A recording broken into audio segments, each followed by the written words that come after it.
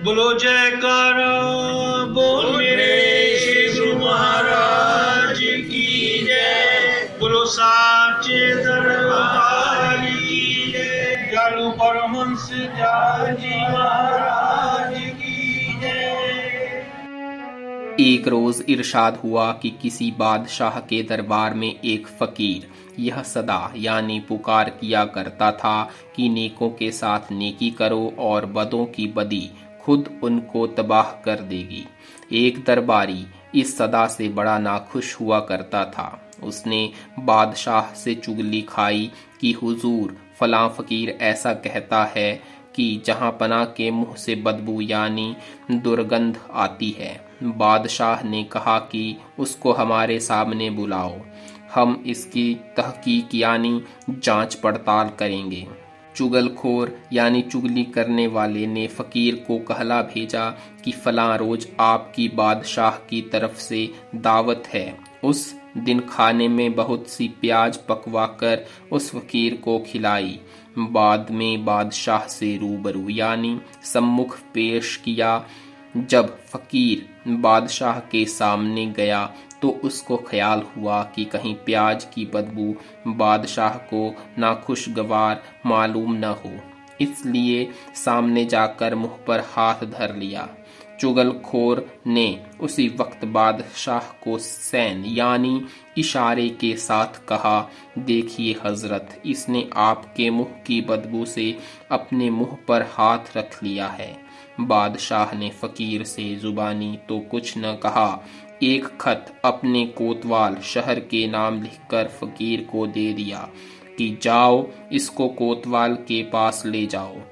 बादशाह का यह आम दस्तूर था कि जिस किसी को खास इनाम देता था उसको कोतवाल शहर के नाम खत लिख दिया करता था।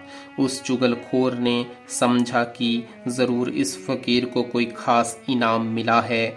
जल्दी से बाहर निकलकर फकीर के पीछे गया और अर्ज किया कि हजरत, यह खत अगर आप मुझे दे दें तो मैं कोतवाल को पहुंचा दूं।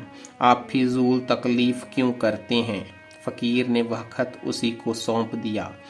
जिस वक्त वह खत लेकर कोतवाल के पास पहुंचा तो खत में लिखा पाया कि गदीदन खत हामिले हाजा यानी पत्रवाहक को बिला तामुल यानी बिना देर किए कत्ल करा देना और इसकी खोल में भुस भरवाकर हमारे पास भिजवा देना। अगर देर हुई तो बाज पुरुष यानी पूछताछ होगी। कोतवाल ने खत पढ़कर यह जल्लाद को हुक्म दिया कि इस शख्स को फिलफोर यानी तत्काल कत्ल कर दो। चुगलखोर ने बहुत बाबेला मचाया और फरियाद की और कहा कि जरा तुम बादशाह से पूछ तो लो, मगर कोतवाल ने बाजपुरुष के खौफ के मारे जरा न सुनी और फिलफोर उसको कत्ल करा दिया। फिर उसकी खाल में भुस भरवाकर बादशाह को भेज दिया। जब बादशाह ने यह मालूम किया तो फकीर को बुलवाकर कुल हाल पूछा और दरियाफ्त किया कि तुमने हमारी निस्बत यानी संबंध में ऐसा कहा था। फकीर ने इनकार किया तो उसने पूछा कि तुमने हमारे सामने आते वक्त मुंह पर हाथ क्यों रखा था? फकीर ने जवाब दिया कि उस दिन खाने में बहुत प्याज शामिल थी, उसकी बदबू आपको नागवार न मालूम हो, इसलिए मैंने अपना मुंह छिपा लिया था।